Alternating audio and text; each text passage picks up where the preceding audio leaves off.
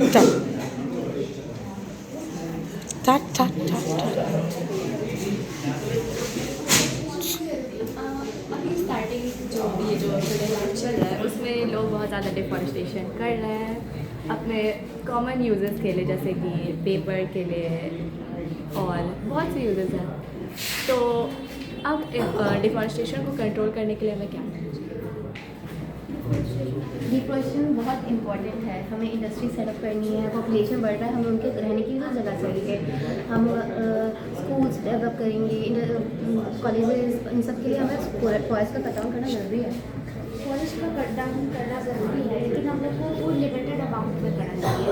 अगर हम लोग ज़्यादा पेड़ काटेंगे तो पॉल्यूशन भी जो है ज़्यादा बढ़ेगा। हम लोग को रीफॉरेस्टेशन करना चाहिए और क्लियर कटिंग नहीं करना चाहिए, और इंडस्ट्री सेटअप करना ज़रूरी है, लेकिन उसके लिए ज़्यादा पेड़ नहीं काटने चाहिए। मैं भी यही कह रही हूँ, ज़्यादा पेड़ नहीं काटने चाहिए, बट लिमिटेड अमाउंट में बहुत इंपॉर्टेंट है। और जैसे जैसे पॉपुलेशन बढ़ेगा हम लोगों को और जगह की ज़रूरत पड़ेगी, हम पेड़ तो कटेंगे ज़रूरी है।